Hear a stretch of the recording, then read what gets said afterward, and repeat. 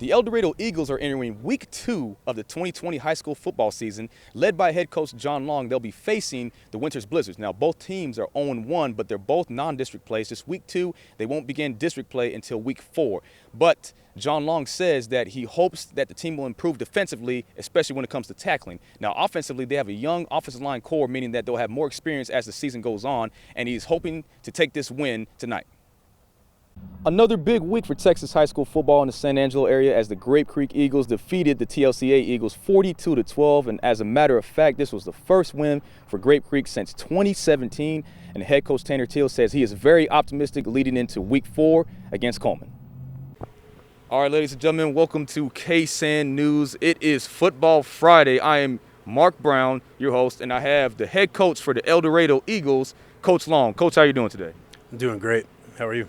I'm doing great. And I realize today, it is week 2 of high school football, and you guys are coming off a tough loss to San Saba. So how do you feel going into this game?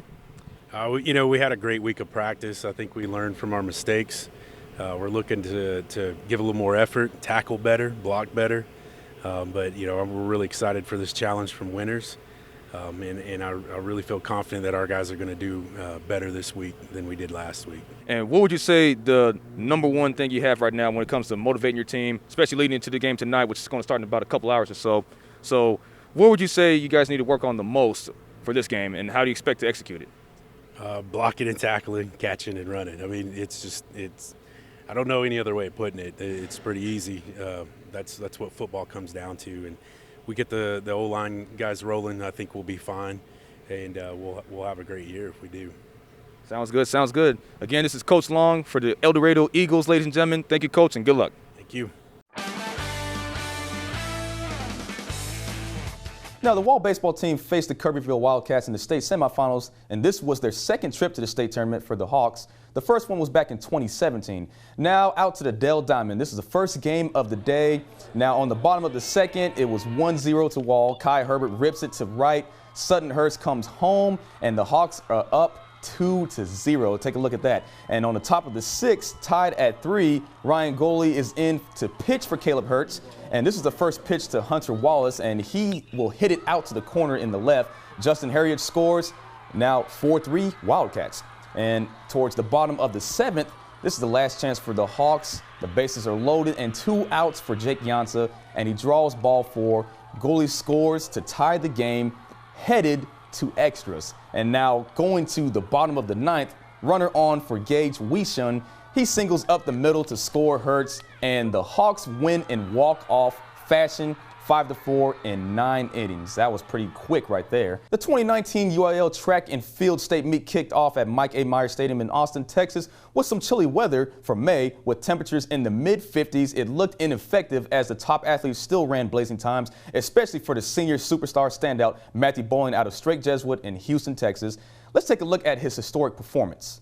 Starting off for the 100-meter dash, Bowling broke the state and national record, running a 10.13. The previous state and national record was set way back in 1990 by Henry Neal out of Greenville High School, running a 10.15. Bowling also competed in the 4x4 100-meter relay, running the anchor leg, and won the gold medal for his squad after a 3-second comeback. Now, Matthew Bowling was in second place by the time he got the baton, and he came back. So that was a blazing 44-74 split time, according to FlowTrack.com.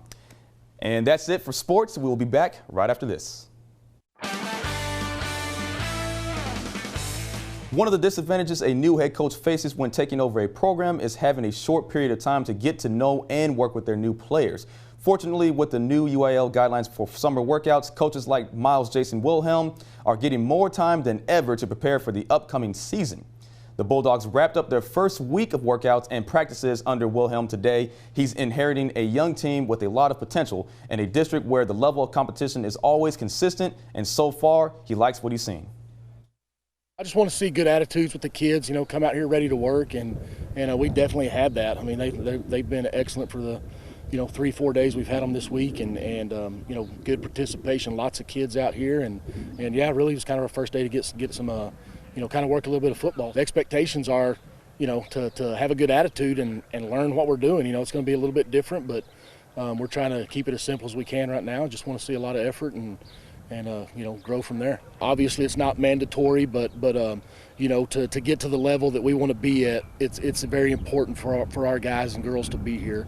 And so far here it's been excellent. So it can still be better, but it's been great. Last week, NFL Commissioner Roger Goodell admitted the league was wrong for not listening to players and now encourages them to speak out and peacefully protest. That statement came in response to the Stronger Together video, where multiple players called on the league to take a strong stance in the wake of George Floyd's death over the next 10 years. The NFL is pledging $250 million to help fight systematic racism. The league said the money will be allocated to a fund that will also support the battle against historic injustices. The NFL said it will also use its television network and other media properties to raise awareness to promote education of social justice issues and foster unity. Stick around. Aaron will have a last look at the weather after this. The 2020-2021 school year officially started for the San Angelo Independent School District earlier this week. The beginning of a new school year also brings football season back to life. The UIL gave all 4A schools and below the green light to start on time, while 5A and 6A schools will start next month. Lakeview High School head coach Hector Guevara is doing what he can to keep his players safe in the Texas heat. As far as the heat, we've been going in the mornings this past 2 seasons, so that's kind of been helpful. We hydrate the kids as much as possible, and we give breaks, and in between drills and stuff like that. So. As far as COVID-19 safety protocols, Coach Guevara is making sure his players are constantly following health guidelines issued from the UIL and the CDC. Some procedures players follow, such as using hand gel in between breaks during practice and wearing masks with their helmets off, is a top priority. So far, the players are paying attention to every detail. We're doing the best, following the SISD guidelines and UIL guidelines. We have gel. We disinfect everything out there after we use it. As far as sleds, footballs, everything. Coach Guevara says every locker room will be thoroughly sanitized while they travel to away games. The coaching staff and players will practice social distancing and wear masks inside the bus as well. This process will be repeated all season long. Things will change. It's a fluid situation, so we'll just keep updated with everything they send us, and we'll continue what we're asked to do. And like I said, we'll just keep an eye out if there's any other changes as we go. Teams will take care of each other throughout the season in order to slow the spread of the virus. Mark Brown, KSAN News.